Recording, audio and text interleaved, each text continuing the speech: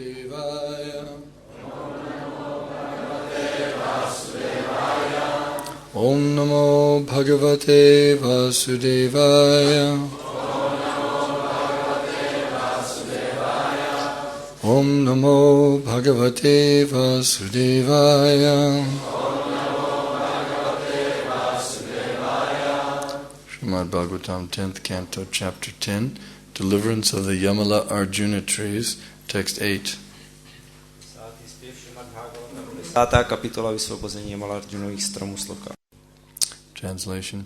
Narada Muni said, among all the attractions of material enjoyment, the attraction of riches bewilders one's intelligence more than having beautiful bodily features, taking birth in an aristocratic family, and being learned. When one is uneducated, but falsely puffed up by wealth, the result is that one engages his wealth in enjoying wine, women, and gambling. Narada Muni řekl, lákadlo v podobě bohatství mate inteligenci ze všech lákadel hmotného požitku nejvíce, více než krásné tělo, urozený původ a vzdělanost. Ten, kdo je nevzdělaný, ale přitom nemístně pyšný na svůj majetek, utrácí za požitky z vína, žen a hazardu. Purport by His Divine Grace, A.C. Bhaktivedanta Swami Prabhupada. Among the three modes of material nature, goodness, passion, and ignorance, people are certainly conducted by the lower qualities, namely passion and ignorance, and especially by passion. Význam mody božské milosti Bhaktivedanta Swamiho Prabhupády se tří kvalit hmotné přírody dobra, vášně a nevědomosti jsou lidé bezvýhradně ovládáni dvěma nižšími kvalitami vášní a nevědomosti a zejména vášní. Conducted by the mode of passion, one becomes more and more involved in material existence. Živá bytost v zajetí kvality vášně se čím dál více zaplétá do hmotné existence. Therefore, human life is meant for subduing the modes of passion and ignorance and advancing in the mode of goodness. Lidský život je proto určen ke zmenšování vlivu kvalit vášně a nevědomosti a rozvíjení kvality dobra. Tada rajastamo bhava kama lobha dayaschaye cheta etair anavidham stitam sattve prasidati. Bhagavatam 1:2-19. This is culture.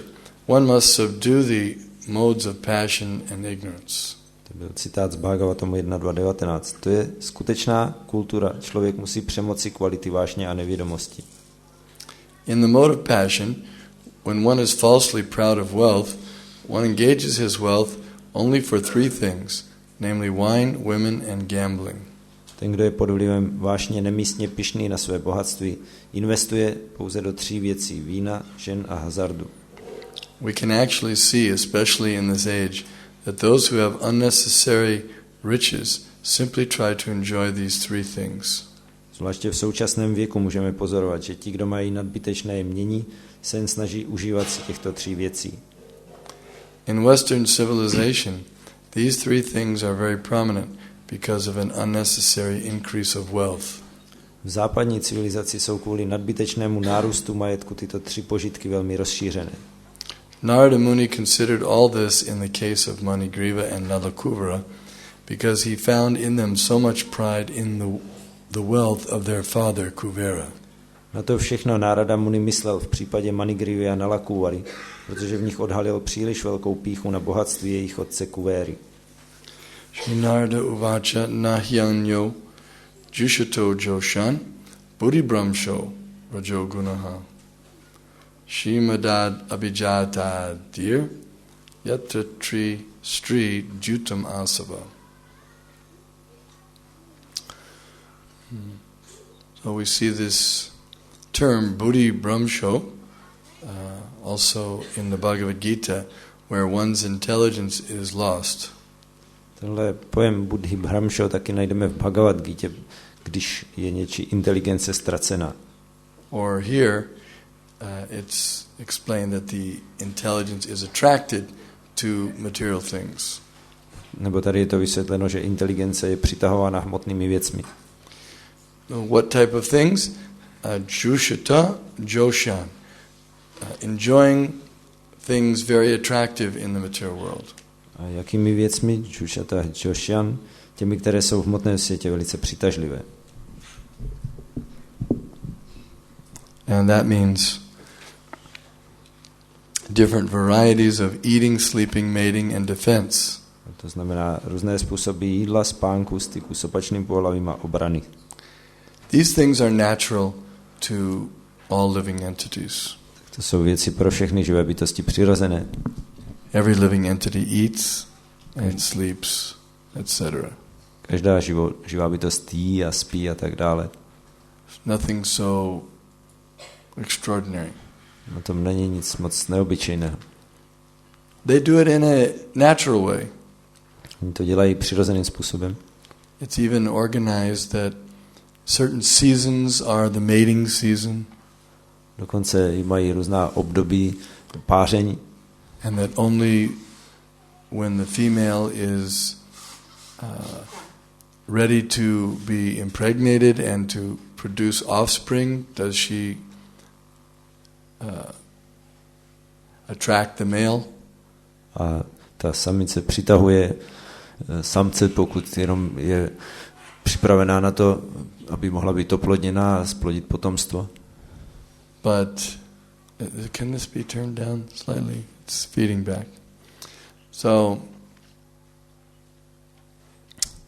But in the human species, at least in modern society, these activities of eating, sleeping, mating, defending have been glorified and emphasized more and more. Ale mezi lidskými bytostmi a zvlášť v moderní společnosti se tyhle činnosti jedení, spaní, páření, obrana oslavují víc a víc. Mating has one purpose, and that is reproduction. To znamená, to páření nebo styky s opačným pohlavím má jediný účel a to je plození potomstva. That's its only function. To je jediné, k čemu to je určené. But as a byproduct or a side benefit, it happens to give pleasure also. Ale současně je s tím spojené jako takový vedlejší přínos, že to dává potěšení. And it's explained in the Shastras that if there were no pleasure in mating, then no one would mate. V šastrách je vysvětleno, že kdyby v tom ten pohlavní styk nepřinášel žádné potěšení, tak by to nikdo nedělal. If it was a painful experience, then people wouldn't mate. Když by s tím byly bolestivé, nepříjemné zkušenosti, tak by to lidé nedělali. Not only people, but especially you can imagine animals wouldn't mate. A nejenom lidé, můžete si představit, že zvlášť zvířata by to nedělala. What does a dog gain by mating, a male dog, if there's no pleasure? Co by z toho pes měl, aby se pářil, kdyby to nepřinášelo požitek žádný. He doesn't even stay around to raise up the children. A on ani tam se nestará o výchovu dětí. He has sex and goes away. On uteče pryč. So if there was no pleasure, then he wouldn't do it. A kdyby to nepřinášelo požitek, tak by to nedělal. Dogs, they only do things that they think will bring them pleasure. Psi dělají jenom takové věci, o kterých si myslí, že jim přinesou požitek. All the species, therefore, it is arranged by providence or by God that there is a certain pleasure derived from this mating activity. A to je tak se všemi životními druhy a proto prozřetelnost nebo Bůh zařídili, že tahle páření přináší nějaký požitek. There's a certain coating, as explained. Prabhupada calls it a pleasure-giving coating. A Prabhupada říká, že existuje takový jakoby povlak, který působí potěšení. And this pleasure coating gives one not only enough pleasure to cause mating, but even it counteracts, they feel that it counteracts the miseries of childbirth and other things related to children. A tenhle povlak nejenom, že přitahuje k tomu, aby se lidé, aby měli spolupohlavní styk, protože přináší potěšení, ale zároveň i dává jistou úlevu při porodu, což je další zase, co se pojí s tímhle pářením. Childbirth is a painful experience. Porod je velice bolestivá věc.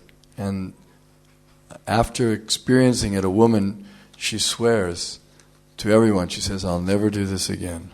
A žena po tomhle zážitku většinou přísahá všem okolo, tohleto už nikdy nepodstoupím. But after a while, ale po nějakém čase she again does it. To zase se do toho zase pustí. Because there's that pleasure is so great that it bewilders the mind. Protože to přináší takový požitek, že to mate mysl. It's said that this sex pleasure is the chief enjoyment of the world. Řečeno, že tahle pohlavní požitek je hlavním požitkem v hmotném světě. Pungsa striya mituni bhavametam tayor hridaya grantamahor ato grihakshatru sutaptavitaya janasya mohoyam ahammameti.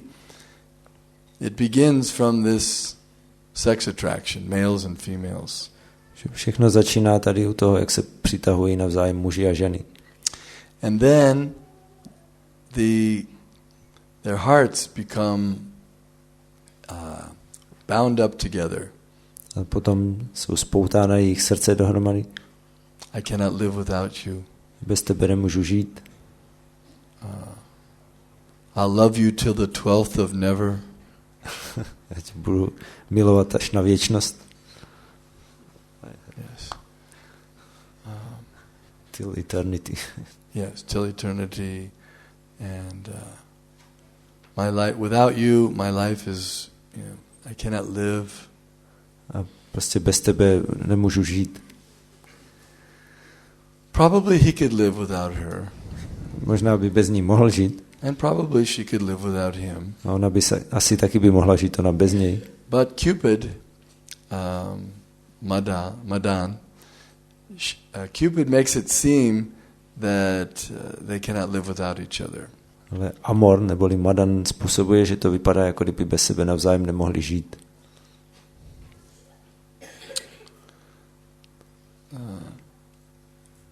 Yeah, this is the influence of the mode of passion. A to je vliv kvality vášně. Kama esha, krodesha, rajoguna, samudbhavaha, mahashano, mahapatma, vidyenam, ihavairinam.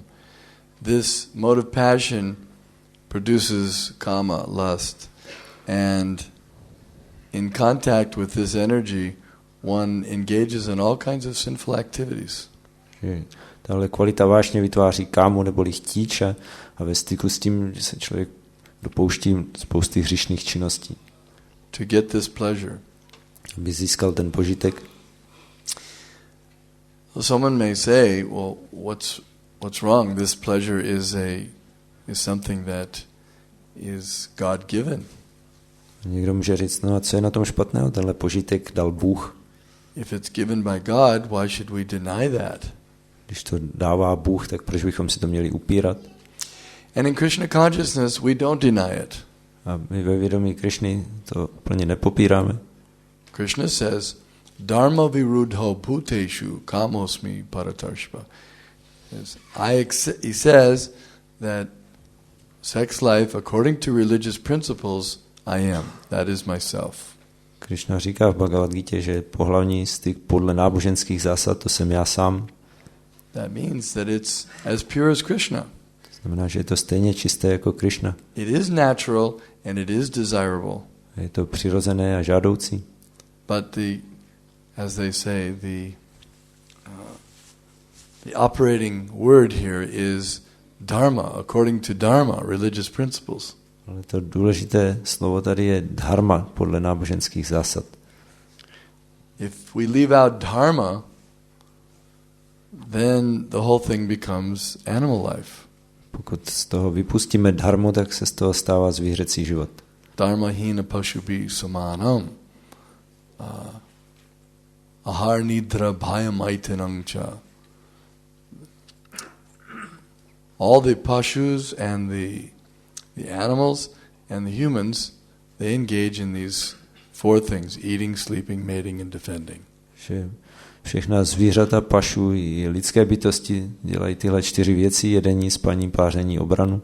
But as soon as dharma is taken out, then it just becomes the animals.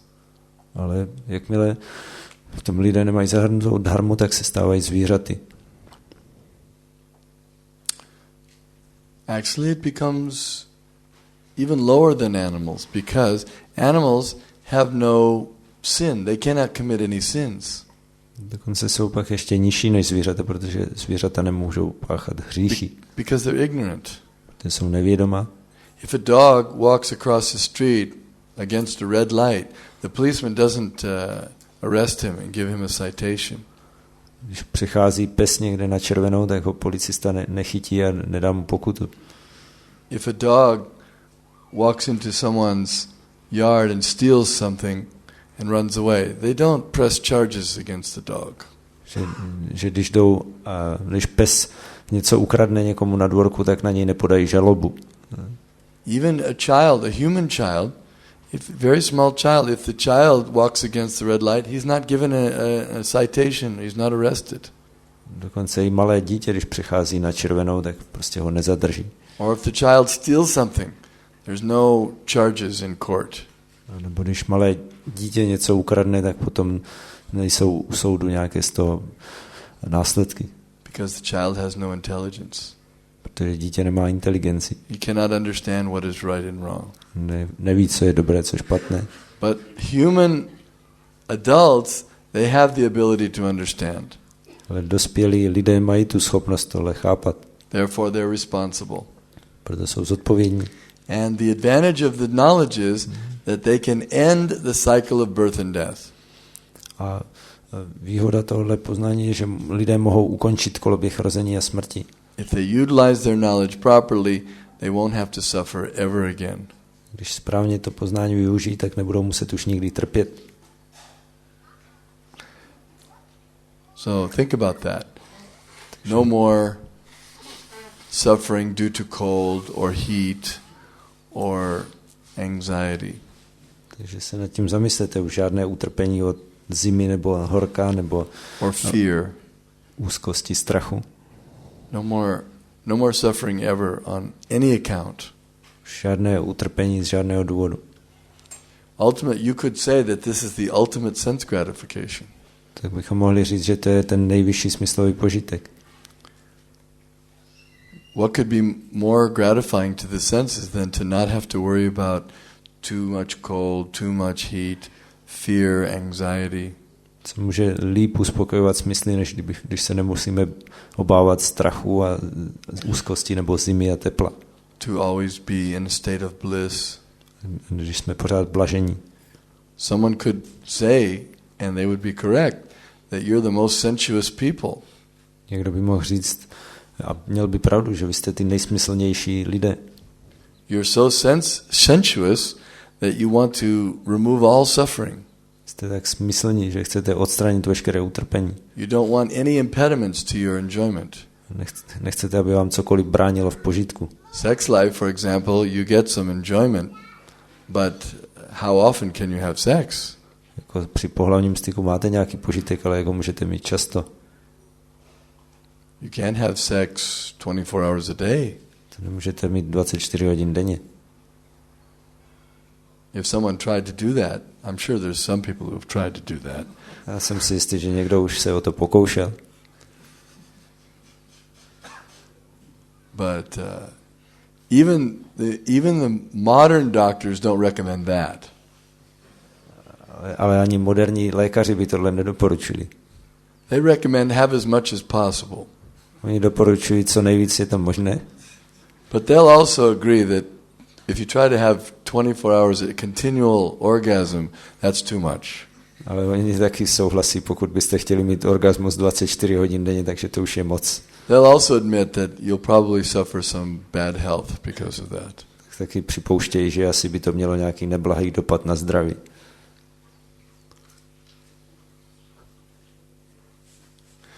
But the Krishna conscious persons are looking for continuous bliss. A ti, kdo rozvíjí vědomí Krišny, tak usilují o neustálou blaženost. And that happiness is far more satisfying and enjoyable than the sex experience. A tohle štěstí přináší větší uspokojení a požitek než zážitky ze sexu. And they're getting it continuously. A oddaní to můžou mít neustále. 24 hours a day. 24 hodin denně. And not only that, but it keeps increasing. A nejenom to, ale ono to pořád roste. So you could say the devotees of Krishna are more sensuous than everyone else. Takže se dá říct, že oddaní Krišny jsou smyslnější než kdokoliv jiný. Yes, that's correct. A to je pravda. But how to get that pleasure? Ale jak tenhle požitek získat? First you have to give it up. You have to give up the desire for material pleasure. Nejdřív se musíte vzdát touhy po hmotném požitku. By giving up the material pleasure, then you can get the spiritual pleasure. Když se vzdáte hmotného požitku, můžete získat duchovní požitek. So it's not that the devotees are against pleasure. Takže oddaní nejsou proti požitku. Pleasure it's the principle of the divine. It's a divine principle. Požitek je božský princip. Krishna, for example, is always existing in pleasure. Krishna má pořád nějaký požitek. And the living entities are of the same quality. A živé bytosti jsou stejné kvality. Sometimes people think, why are you denying so many things that give pleasure? Někdy si lidi myslí, proč si upíráte tolik věcí, které přináší požitek. Because the devotees are intelligent, they know that yes, it gives some pleasure, but there's so much pain that goes along with it. Therefore, I don't want the pain. No a oddaní jsou inteligentní, oni vědí, sice to přináší požitek, ale taky se s tím pojí spousta bolesti a to já nechci. And the devotees know how to get the pleasure without the pain. A oddaní vědí, jak získat požitek bez bolesti. That was mentioned in class the other morning. To bylo tuhle zmíněno v přednášce. That's intelligence. A to je inteligentní. How to get pleasure without having to go through so much suffering. Jak získávat požitek, aniž bychom museli podstupovat tolik utrpení.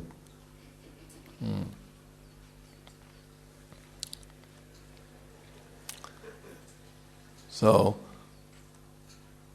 we don't give up anything in Krishna consciousness. Takže my se ve vědomí Krišny ničeho nezříkáme, But we utilize it properly.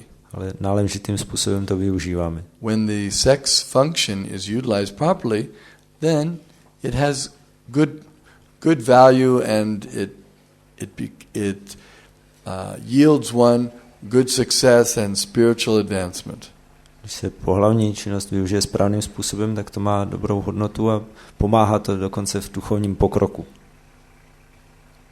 And when it's misused, causes all kinds of sufferings. A když se to zneužije, tak způsobuje všemožné utrpení.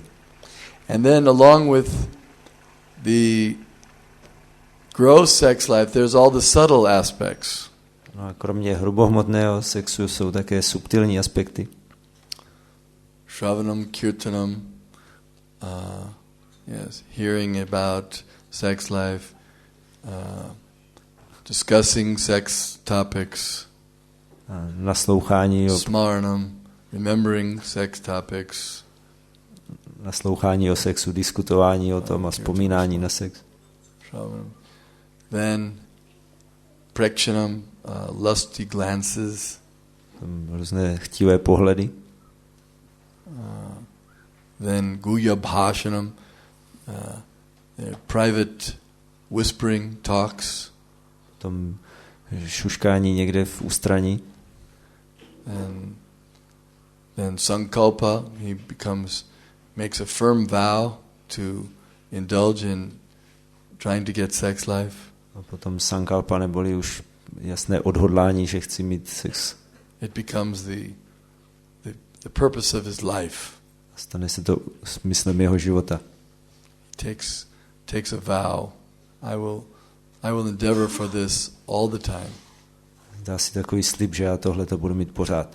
Vyavasaya, then endeavoring for sex, and then the actual gross. Potom je tady usilování o sex a potom přímo ten hrubohmotný projev. So there's subtle aspects, and that includes all the other things that are going on in the world. Takže to má svoje subtilní aspekty a to zahrnuje všechno ostatní, co se děje tady na světě. Fashion. Móda. Always changing the clothes, revealing certain parts of the body to mystify the opposite sex. Pořád střídat oblečení a odhalovat různé části těla, abychom okouzlili to opačné pohlaví. To always remind the opposite sex of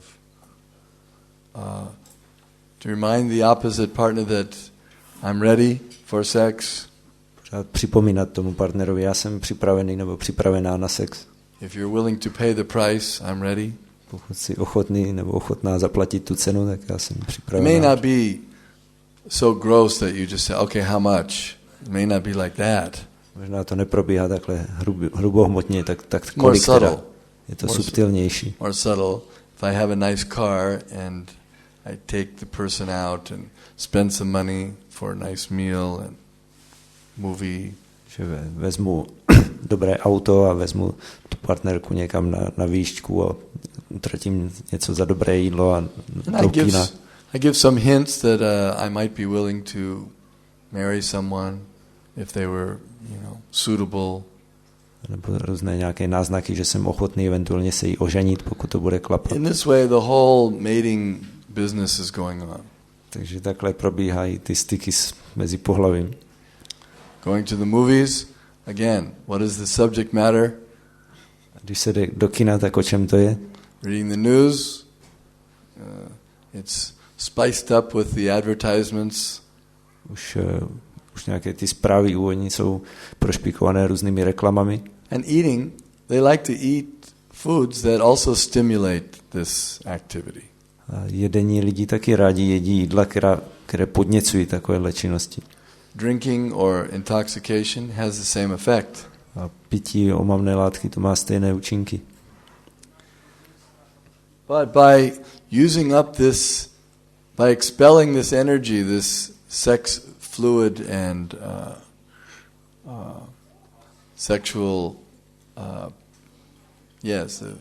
this vital energy, one actually does harm to his body, his mind, and his soul. Ale když člověk takhle využívá tu sexuální vlastně energii a i tu přímo ty tekutiny a životní energii, tak tím škodí svému tělu i srdci i duši. We are working on completing a book now that the science of celibacy, where we have gone into detailed investigations to find how this misuse of vital energy causes detriment to the body and mind especially. Právě dokončujeme knihu Věda o celibátu, kde jsme zkoumali, jak tohle škodí tělu a zvlášť mysli. And the intelligence. A inteligenci. They are surprised that Alzheimer's disease is increasing. They say that the number of Alzheimer's victims will be tripled in a few years. Že oni došli ve výzkumech k tomu, že Alzheimerova nemoc, tomu říká, dementia. Takže se obětí této nemoci počet se strojnásobí v budoucích letech. And they don't know why. A oni nevědí proč.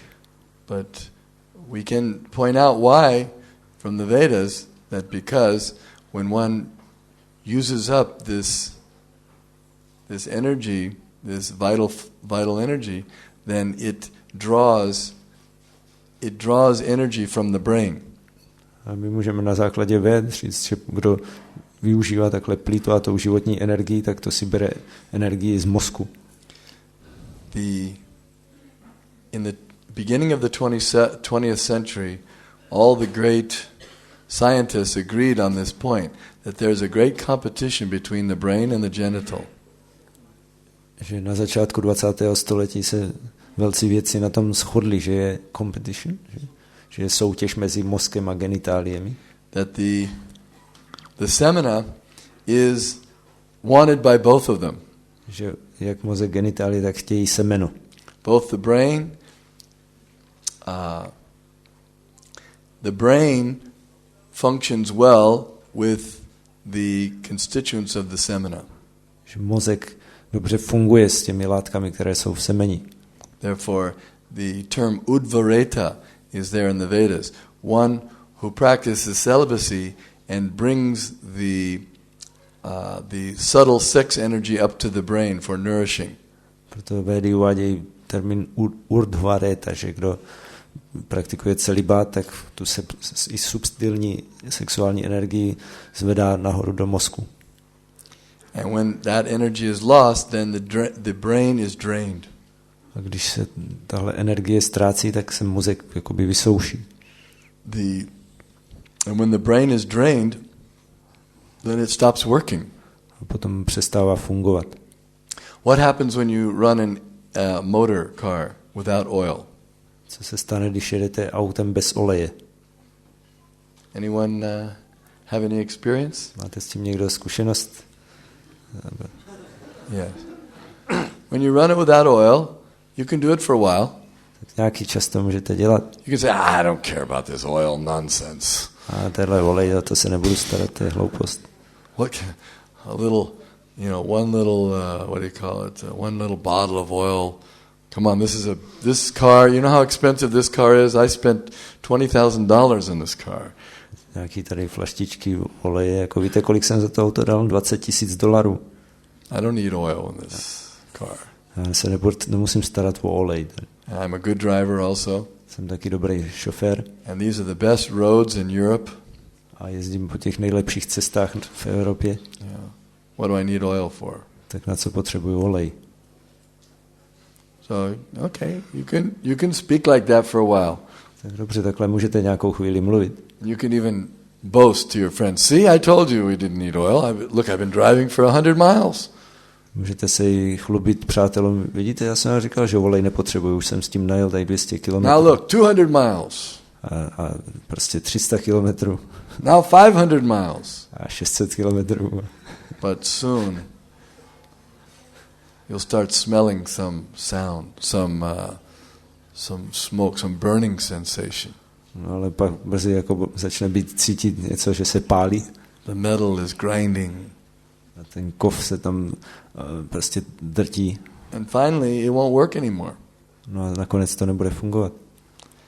So similarly, the brain requires this kind of nourishment that the semina, when not expelled, gives. A podobně mozek potřebuje tuhle výživu, která dodává semeno, pokud se s ním nemrhá. And this applies to both men and women. A to platí pro muže i pro ženy. Because both men and women have semina. Protože i muži, i ženy mají semeno. There are 7 dhatus, according to Ayurveda, 7 tissues or elements in the body. Podle Ayurvedy je 7 tkání nebo prvků těla dhatu. Skin and chyle and blood. Kůže, krev. Then there's fat, muscle. Tom tuk a svaly. Then bones and marrow. Kosti a morek. And then semina is the 7th. A 7. prvkem je semeno. Out of all these 7 tissues, semina is the last one. A ze všech těch 7 látek je semeno poslední. And it draws from all the other tissues. A bere si něco ze všech ostatních látek. It's especially coming from the bone marrow. Zvlášť z tuku, z morku a kostí. It is considered to be the quintessence of vitality and energy in the body. Vlastně je pokládáno za úplnou podstatu a jádro zdroje energie v těle. And it's used for all kinds of functions in the body.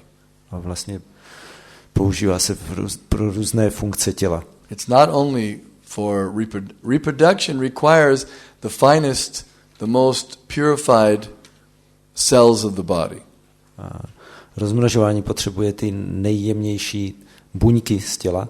You can just imagine, to reproduce, to produce another living entity requires a very sophisticated and very pure substance.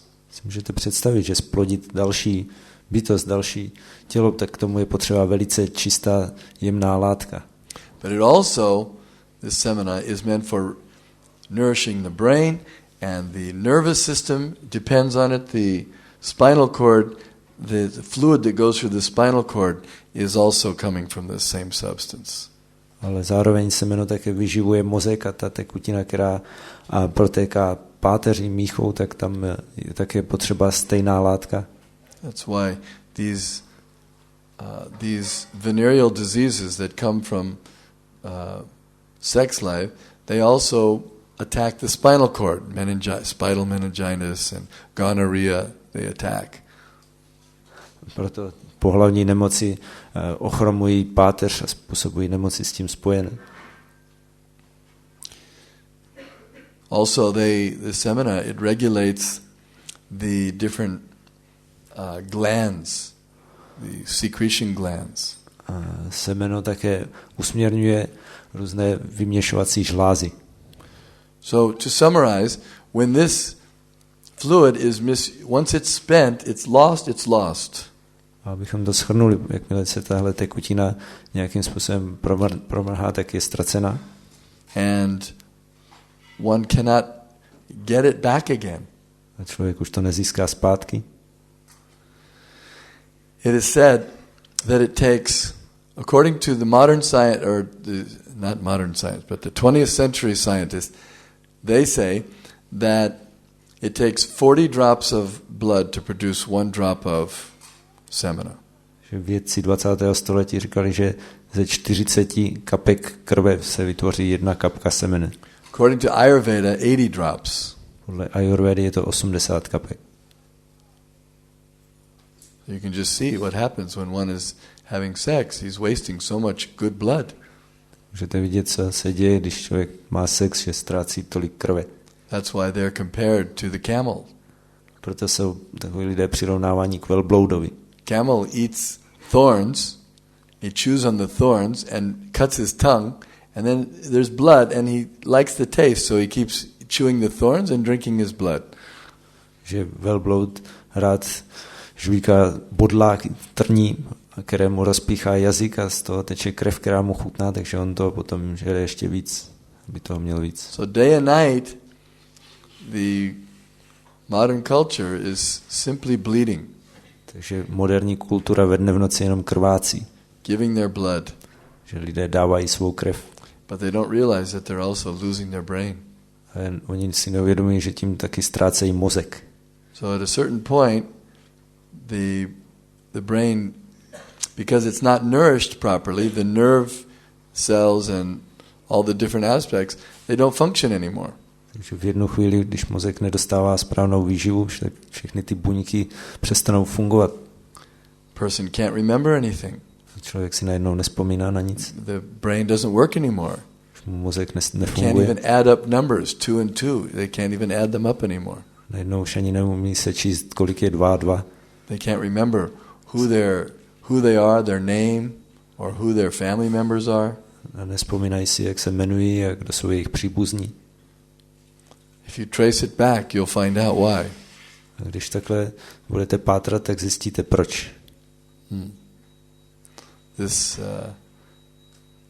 So it all comes back to this point that the sex energy is only meant for reproduction and no other purpose. To zase všechno jde zpátky k tomuhle bodu, že sexuální energie je určená jenom pro rozmnožování a pro nic jiného. Nature's law. To je přírodní zákon. And if we follow nature's law, then we can live peacefully and healthy. A pokud dodržujeme přírodní zákony, tak můžeme žít klidně a zdravě. If we disregard it, if we break the law, then eventually we're going to get in trouble.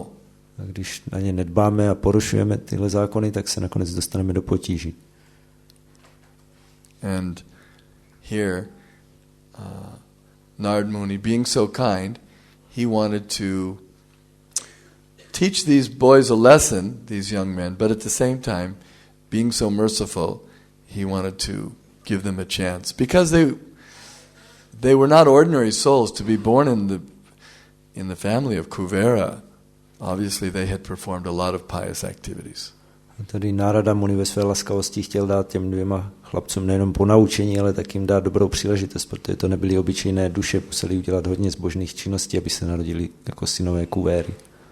So in Krishna consciousness, we are willing to give up this sex pleasure, or at least minimize it just for proper usage, because we get a higher pleasure. Takže my jsme ve vědomí Krišny ochotní ukončit nebo zdát se téhle sexuální radosti nebo toho požitku, nebo ho omezit na minimum náležitého využití, abychom získali to pravé potěšení. Yadavari mama chaita Krishna padara vinda nava rasa dhamana jatarantumasit tadavati batanari sangame smaryamani bhavati mukhavikara sushtuni stivanangcha. Why? Because nava rasa, the devotee is getting greater and greater pleasure from serving Krishna. Protože oddaný získává čím dál větší potěšení ze služby Krišnovi. Therefore he considers this other pleasure to be insignificant. Proto ten jiný požitek pokládá za bezvýznamný. Of course we could discuss this on and on. Takže o tomhle bychom mohli mluvit do nekonečna. But I think we've summarized it. Já myslím, že už jsme to nějak shrnuli. So let us go on chanting and dancing and getting ever new pleasure in devotional service. Takže pokračujeme se zpíváním a tancováním a získáváním zase do nových a nových požitků z oddané služby. And save our vital energy for nourishing our brain so we can understand Krishna consciousness. Šetřeme si tělesnou energii, aby vyživovala náš mozek, abychom mohli chápat vědomí Krišny. Any question? Yes? Jestli by taky Maharaj mohl vysvětlit podobně, jak vysvětlil s tou sexuální energií, takže tady Purnananda Prabhu má zážitky, když se přejídá, že ztrácí bystrou inteligenci, tak jak to vlastně funguje fyziologicky. Yeah, Krishna says, one who eats too much, eats too little, cannot perform yoga. Krishna říká, kdo jí příliš mnoho nebo příliš málo, nemůže praktikovat jogu. So, it's like, you don't put too much oil in the vehicle either. Takže do toho auta taky nelejte příliš mnoho oleje. Or too much fuel. You put the right amount. Nebo příliš mnoho paliva, ale to pravé množství. Yuktahara viharasya. Proper amounts of everything. This is a machine, so in order to run the machine, you have to do it according to proper amounts. Všeho s mírou, všeho to správné množství, že to letidlo je taky stroj. According to Ayurveda, one should fill up the stomach half as much as he can eat, and 1/4 with water and the other quarter with air. Podle Ayurvedy by si člověk měl naplnit žaludek, aby sníst polovinu toho, co by jako mohl sníst, kdyby jedl naplno, a potom čtvrtinu tam dát vody a čtvrtinu nechat prázdnou se vzduchu. Then the digestion and assimilation will go on nicely. Potom dobře proběhne trávení a to vstřebávání. Because there's the Agni, the enzymes, the fire enzymes, there's 7 different, for each of the tissues or the elements, there's different fires that break down the food into finer and finer substances. Tam je Agni neboli ohňové enzymy, které pro těch 7 prvků nebo látek jsou různé ohně, které štěpí tu potravu na různé složky a z toho vznikají příslušné látky. So, but that mixture, the air, the water and the food, it has to be in the proper proportion for everything to work nicely. Ale aby to všechno dobře fungovalo, tak musí tenhle směs vody, vzduchu a jídla musí být ve správných proporcích. If one eats too much, then yes, the tendency is to go to sleep. Pokud někdo příliš mnoho jí, tak potom má tendenci jít spát. And when we're asleep, we're not very intelligent. Když spíme, tak nejsme moc inteligentní. You can tell if you recount what happened in your dream, you can see it wasn't very intelligent. To si můžete vzpomenout, co se odehrávalo ve vašich snech, že to nebylo moc inteligentní. Some crazy things, you know. Nebláznivé věci. Ta energie může být něčím zablokovaná a nedostane se do mozku. Že Prabhu slyšel, že když někdo nesprávným způsobem jedná při dodržování celibátu, takže se dochází k nějakému zablokování a že ta energie se tam nedostane nahoru do mozku, takže jak to správně tomu napomoct, aby se tam dostala kam má. He heard that when one practices celibacy but does not know how to properly behave or somehow there can be some stumbling blocks which prevent this energy from going to the brain. So how to behave properly? Krishna conscious. Tak to správné chování je svědomím Krishny. Yes, because if you try to practice celibacy without Krishna consciousness, you'll be frustrated. Pokud někdo se snaží praktikovat celibát bez vědomí Krishny, tak bude frustrovaný. Because you'll be trying to restrain yourself. This is what the psychologists and all the psychiatrists say. Don't repress this energy, because if you repress it, it'll burst out in some bad way. To přesně říkají psychologové, psychiatři, že nepotlačujte tuhle energii, nebo to potom někde vybuchne nějakým hrozným způsobem. So be Krishna conscious. That's the proper way. Takže si buď vědomý Krishny, to je ten správný způsob. That's the way, because then it's not repression. Protože potom to není potlačování. It's not repression. It means you're replacing it with something better. To znamená, to není potlačování, ale nahrazujete to něčím lepším. They think that sannyasis must be all, about to burst. Oni si myslí, že všichni sannyasi musí být úplně na vybuchnutí. They think the sannyasis must be, behind the scenes they're doing so many things because they can't imagine how you could live without, experiencing this pleasure. Oni si myslí, že navenek jsou jako sannyasi, ale potom tam někde za závěsem dělají všelijaké věci, protože si nedovedu představit, jak by někdo mohl žít bez tohohle požitku. Or brahmacharis. Nebo brahmachari taky. Or widows. Nebo vdovy. Or yes. But actually, if one utilizes everything for the pleasure of Krishna, then there's no problem. A ve skutečnosti, pokud člověk všechno používá pro Krishnovo potěšení, tak není problém. Even in Vedic culture, everyone practices celibacy until marriage. Jako ve védské kultuře je každý v celibátu až do svatby. Boys and girls. Chlapci i dívky. I was in South Africa in the early 80s. Jsem byl v Jižní Africe na začátkem 80. let. And I was invited there to start a bhakta program. Mě tam pozvali zahájit bhakta program. So we started there, and there's an Indian community, large Indian community in South Africa, about 1 million. Takže jsme začali a tam je velká indická komunita v Jižní Africe, asi 1 milion lidí. So we had 27 students, new students, bhaktas on the bhakta program from age 17 to 27. A měli jsme kolik? 20? Ale kolik bylo těch studentů? 27 studentů ve věku od 17 do 20 něčeho, 7 let. All these 27 students, none of them had ever had sex, the males. A z těch chlapců nikdo nikdy neměl sex? So that's Vedic culture. To je jejich kultura. They were from Indian culture. They didn't mix with the other. Because of apartheid, they were not allowed to mix, but that was actually good for them. Oni žili v apartheidu, tak se nemohli sdružovat s jinými a byli z té indické komunity, tak prostě to pro ně nakonec to bylo dobré. And none of them were, none of them had psychoses because they hadn't had sex. A žádný z nich neměl nějakou psychózu, že kvůli tomu, že neměli sex. They didn't have neurosis. Nebo neurózu. They knew that I'll be getting married, and when I get married, then I'll have. Oni věděli, no tak já se časem ožením a až se ožením, tak budu mít sex.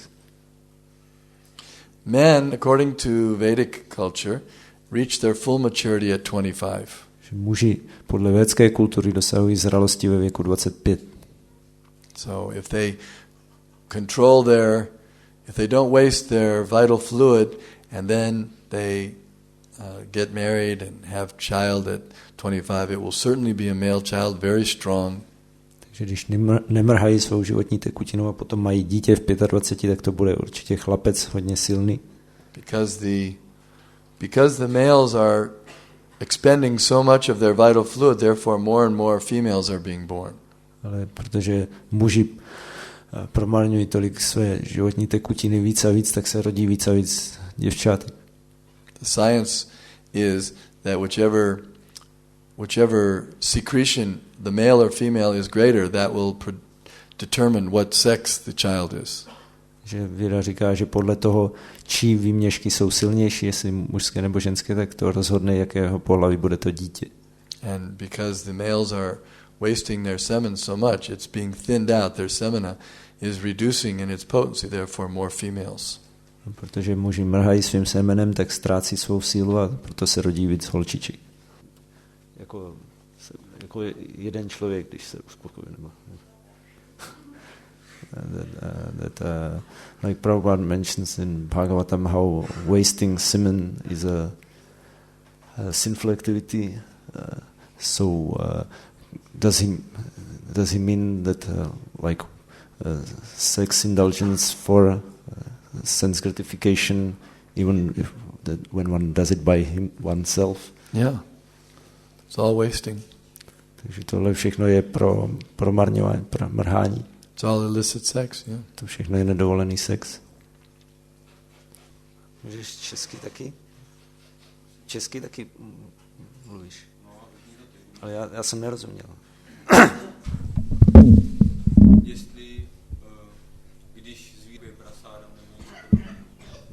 Generally they cannot make advancement by themselves. Že většinou zvířata nemůžou dělat pokrok jako sama o sobě. They can't understand these things. Že těmhle věcem vůbec nerozumí. They don't understand that they're spirit soul, they're not the body. Že nechápou, že jsou duše a ne tělo. The dog, he thinks he's a dog. Pes si myslí, že je pes. He doesn't know I'm just a soul inside a dog's body, I'm not this body. On neví, že já jsem duše v psím těle, nejsem tohle tělo. Therefore I'll practice brahmacharya. Tak budu praktikovat brahmacharyu. No, they don't. But if they get the mercy, if the devotees kindly give them prasadam or engage them in some service to Krishna, it's like the devotees engage the cows. They take the milk from the cow and they offer it to Krishna. Therefore the cow gets benefit. A když jim odany dají milost, když jim dají prasádam nebo je nějak zaměstnají ve službě Krishnovi, jako třeba berou mléko od krav, které obětují Krishnovi, tak krávy z toho mají prospěch. You know some dogs are more kind than others. Že někteří psi jsou hodnější než jiní psi. Yeah, different modes of material nature. Že taky přemýšlí psi. One dog may have a little more goodness than another dog. Tak to jsou jenom různé směsi kvalit přírody. Že and one dog may have more passion. Že v některém psu může být víc dobra, v jiném víc vášně. Like the pit bull, he may have more ignorance. A nějaký pitbull má zase víc nevědomosti v sobě. No mercy, huh? Žádnou milost. Yeah. So different. Therefore, you find some of the dogs, like certain German shepherds and others, they can be seeing eye dogs. They can do responsible work. Že jako nějací němečtí ovčáci můžou dělat i nějakou zodpovědnou práci. They have more intelligence. Jako slepecký psi taky. They're very intelligent dog.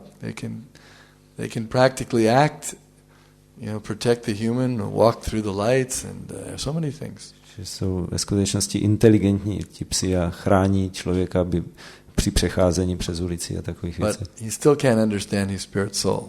Stejně ještě to neznamená, že chápou, že jsou duše. That you need to be in the human species to understand. Tohle, abychom chápali, tak musíme mít lidské tělo. Co je pravou příčinou, že lidé v současné době trpí sexuálními úchylkami, jako různé příklady. What is the actual cause that at present time so many people suffer so many sexual deviations, and he mentioned some examples. Yeah, that's the point, because we've forgotten Krishna. Tak protože jsme zapomněli na Krishnu. Therefore all kinds of perversions will come. Tak z toho vznikají všemožné perverznosti. The more we forget Krishna, the more the perversions will abound. Čím víc budeme zapomínat na Krishnu, tak tím hojnější budou různé perverznosti. Vedic culture is Krishna culture. Védská kultura je kultura Krishny. Someone was saying, I like Krishna, but I don't like Vedic culture. Někdo říká, no já mám rád Krishnu, ale nelíbí se mně védská kultura. You can't like Krishna and not like Vedic culture because Vedic culture is Krishna culture. A nemůžete mít rádi Krishnu a védskou kulturu, ne, protože to je Krishnova kultura. It's like saying, I like Krishna's instructions, but I don't like Varnashram. To je jako kdybyste řekli, no mám rád, líbí se mi Krishnovi pokyny, ale Varnashrama ne. Chaturvarnyam maya shrishtam gunakarma vibhagasha tasyakartam apimam vijikartam avyam. Krishna says, I created this Varnashram system. It's going on under my direction. A Krishna říkal, to já jsem vytvořil tenhle varnashramský systém a on funguje podle mých pokynů. How can you say you don't like Varnashram or you don't like Vedic culture if you like Krishna? Jak můžete říct, že nemáte rádi varnashramu nebo védskou kulturu, když říkáte, že máte rádi Krishnu? Then you say, I like Krishna dancing with the gopis, but I don't like all this brahmachari and sannyas and vanaprastha and grihastha business. Tak mně se líbí, jak Krishna tancuje s gopimi, ale všechny tohle ty věci okolo brahmachari, sannyas, vanaprastha, grihastha, tak to se mně nelíbí. So then this is sahaja. Tak to je potom sahaja. They want to take things cheaply. Takže chtějí věci lacino. But that is not the proper way. That's improper. Ale to není správný postup, to je nesprávný. See anyone else? Když v indické komunitě dodržovali chlapci celibát, je to proto, že vzpomínají na Krishnu a v západní kultuře nespomínají. You mentioned those brahmachari boys in South Africa. Is it because in this Indian community they still remember Krishna while in the West the people don't remember Krishna? Yeah. These were just ordinary families. Their parents weren't even devotees. To byly obyčejné rodiny, jejich rodiče ani nebyli oddaní. That's the culture. Yes, they have some semblance of Krishna consciousness because they follow the Vedic culture. Ale to je jejich kultura, že vlastně následují védskou kulturu a proto to je podobné, jako kdyby si byli vědomí Krishny. There's a Vedic saying that the elephant, whether he's living or dead, he's worth a lakh of rupees. Je takové védské pořekadlo, že slon má cenu prostě 100 000 rupí, ať je živý nebo mrtvý. Because if he's living, then you can get so much work out of him. He's very strong. Když žije, tak pro vás může udělat spoustu práce se svou sílou. And if he's dead, he's still valuable because you take the ivory tusks and so many other things, it's valuable. A když je mrtvý, tak taky s ním můžete mít slonovinu a spoustu dalších cenných věcí. So therefore the price is the same, living or dead. Takže má stejnou cenu, ať je živý nebo mrtvý. And the example is that Vedic culture, when it's living, when it's being properly followed, then it's very valuable. But even when it's dead, as it is now, still it has value. Takže ten příklad se dává, že védská kultura, když žije, když se praktikuje, tak je cenná, ale i když je mrtvá, jak je tomu dnes, tak pořád má stejnou cenu. Because they still practice these principles. Even though they're not fully Krishna conscious, the semblance of Vedic culture is so valuable. Když si ti lidé nejsou vědomí Krishny, tak aspoň to, jak je tam ozvěna taková té védské kultury, tak pořád to má cenu.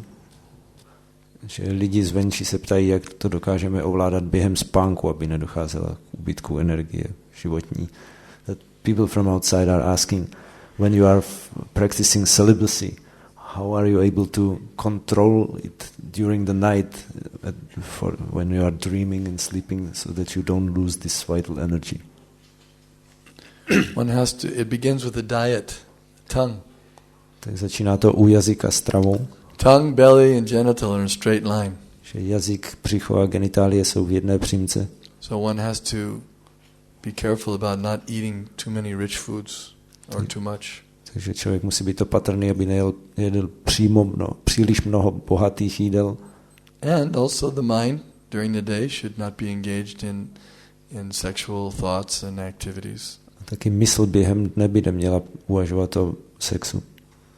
Those are the main things. To jsou hlavní věci. Že on slyšel, že muži sexualita bere inteligenci a ženě, že jí dává. Nebo energii. That he heard some statement that sexual activities are depriving males of intelligence and energy, but that they provide to female that they provide some extra energy, or does it also take their Women are also becoming as much Alzheimer's as men. Ženy, stejně tolik žen dostává tu Alzheimerovu nemoc jako mužů. They also get dementia. Že taky se stávají dementními. Same thing. Because they're also losing their vital fluid. Protože taky ztrácejí svou životní It's not that tekutinu. only men have semina. Nejenom, že muži mají semeno, The women also lose it. ale ženy o to taky přicházejí. So that's a misconception. Takže to je jenom nějaká mylná představa. Kundalini, yes. Well, not exactly. Okay, translate. Jestli ta sexuální energie je totožná s energií kundalini v józe. That is something we don't practice. To je něco, co my nepraktikujeme. They try to have sex without orgasm. Oni se snaží mít sex bez orgasmu. And then this way they try to move the kundalini and Takhle nějak přesouvat tu kundalini. It's not a system that is recommended for spiritual advancement. Takže to není systém doporučený pro duchovní pokrok. The idea is that it's some kind of way of trying to get mystic powers. To je v podstatě způsob, jak získat mystické síly. Some of the yogis, they try to do this. A o to se někteří jogi pokoušejí.